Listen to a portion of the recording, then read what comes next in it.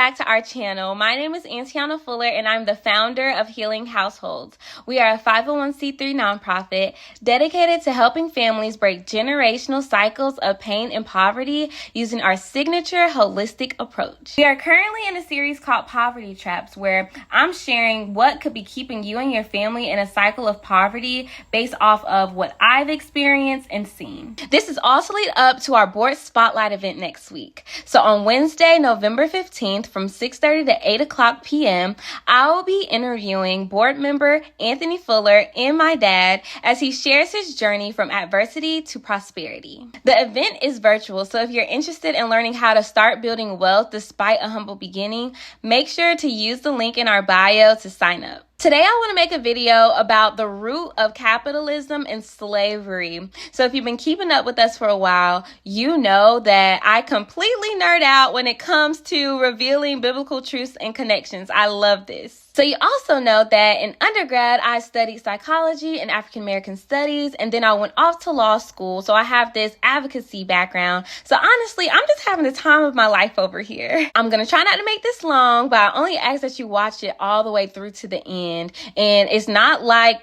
for money or anything. I actually don't get paid for doing this. I do this out of love. I do this out of purpose, but I want you to watch it in full so that you can get a full understanding. For organization, I'm going to split the video into two parts. Okay. So for the first part, I'm going to talk directly to those with power, wealth, and in any type of leadership position. And the second part, I'm going to talk to God's chosen people, those who were once enslaved but are no longer. All scriptural references will be provided for you in the description box below, so that you can read on your own spare time. All right, let's go.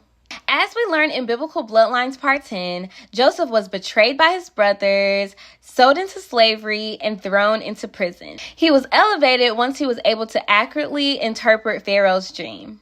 In this dream, Joseph explained that Egypt would experience 7 years of great abundance, followed by 7 years of famine.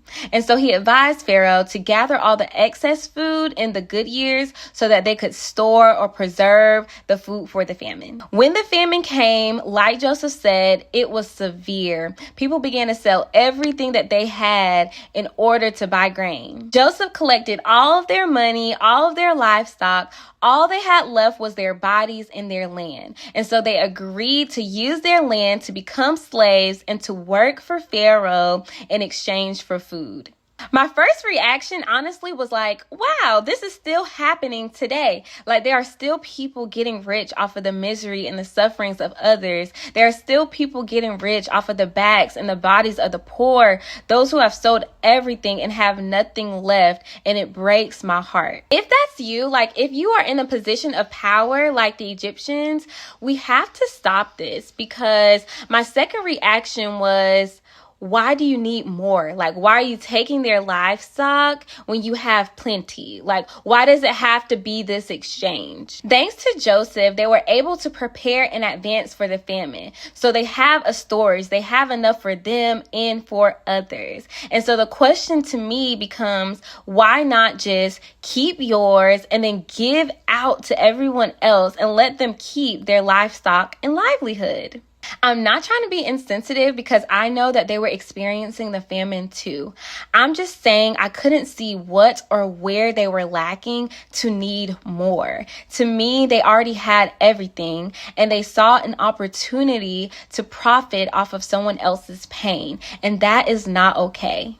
The sad part is that the Egyptians and the rich today truly believe that what they are doing is noble. They gave them seed to sow into the land, but at harvest time, they had to give 1/5 back to Pharaoh. To them, they are providing opportunity, but it's still to their benefit, and it's rooted in greed. And again, even though they were technically experiencing the famine too, the impact is felt differently. And so this is where concepts that I love comes into play, such as privilege, equity, and intersectionality. My word of advice to the rich, the wealthy, and the powerful is to do the right thing and to build your brand and your business on good ground. You do not want to build off the backs of other people, because you don't know if God has their back too.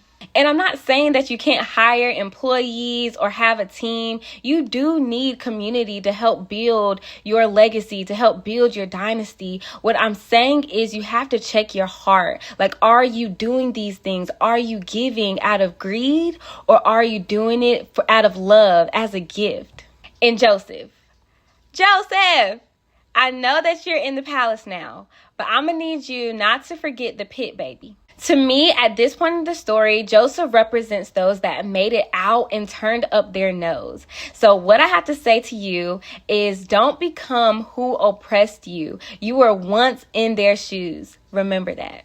Now I would like to talk to God's chosen people. Hey y'all! If you follow us on social media, you know that I talked about how our mindset can keep us in a cycle of poverty. And so I encourage you to adopt the mindset that you are no longer in Egypt. Yes, I know you were down to nothing and needed something. Yes, I know that you had nothing left and you needed assistance. Yes, I know there was a time when your land was dry and desperate times calls for desperate measures. Yes, I know it was your idea to get that third job, to sell what you had to sell in order to make it. Yes, I know, but those days are behind you. You are not in Egypt anymore. You have been rescued, and it may not feel like it, but it's true. So chosen ones, here are 3 things I need you to understand. Number 1, be grateful, but understand the intent.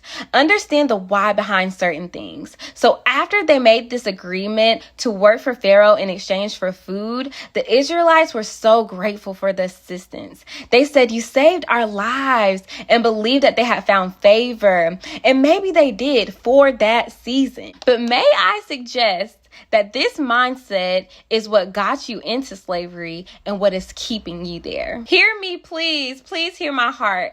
I am big on honor and gratitude. I literally carry thank you cards in my purse just in case I bump into a stranger that does something nice for me.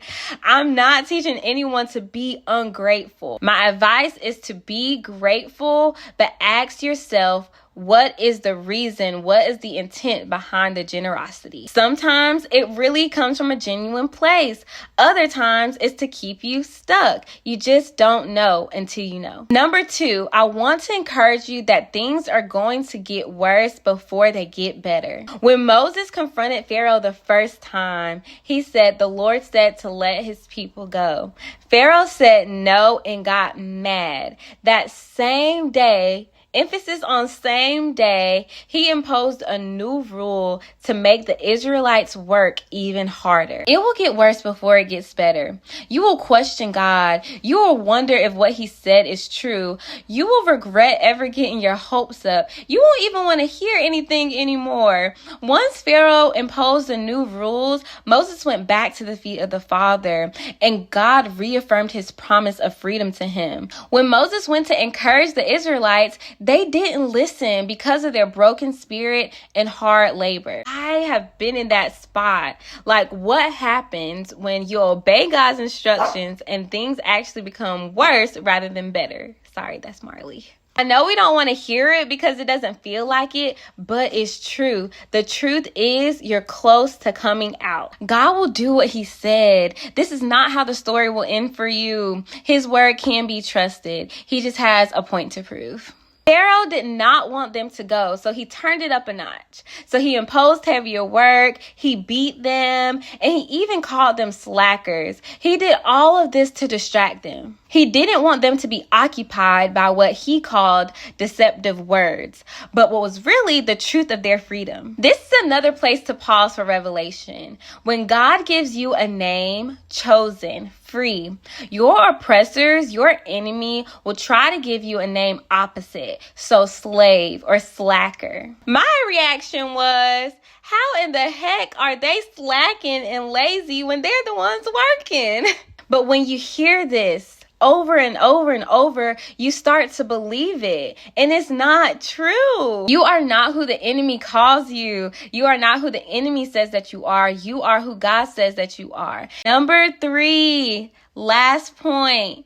Chosen ones, do not forget God. You are free, but there are still instructions for you to follow. These commandments are here for your safety and your protection, to guide you so that you and generations after you may be blessed. Now, this is so important, because if you watched our previous video on the origin of generational curses and blessings, you would understand that there are generational benefits to obeying God's commandments. So yes, you are free, but don't get so hyped about your freedom that you forget who brought you out and who to bow to. All right, y'all, I have kept you long enough. I hope that this was helpful. Please be sure to subscribe and follow us on social media for more. If you would like to support our mission by making a tax-deductible donation, we will put the ways to give in the description box below. I love y'all so much, and I'll talk to you soon. Right now, I stand before you.